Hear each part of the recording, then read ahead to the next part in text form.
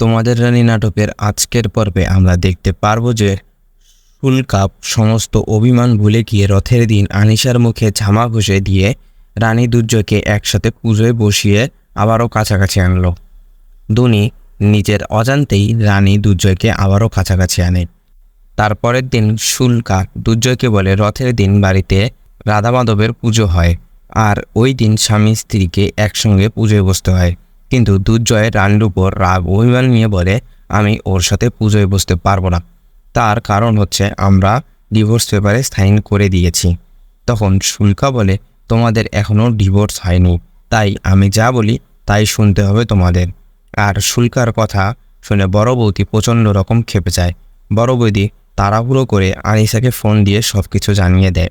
আনিসা তখন প্রচণ্ড রাগ হয় এবং বড় বৌদি ওই দিন আনিসাকে বাড়িতে আসতে বলে।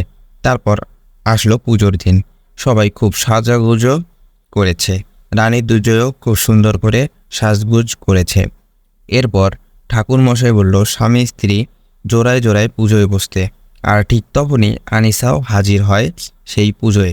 বড় বৌদি বলে, যাও আনিসা, দুর্জয়ের পাশে গিয়ে বসো, 2 দিন পর তো তোমার আর দুর্জয়ের বিয়ে হবেই। তখন শুল্কা বলে, দাঁড়াও আনিসা, দুর্জয়ের পাশে ছোট বৌমা মানে রানীই বসবে। ওরা কিন্তু এখনও স্বামী স্ত্রী, সেটা ভুলে গেলে চলবে না।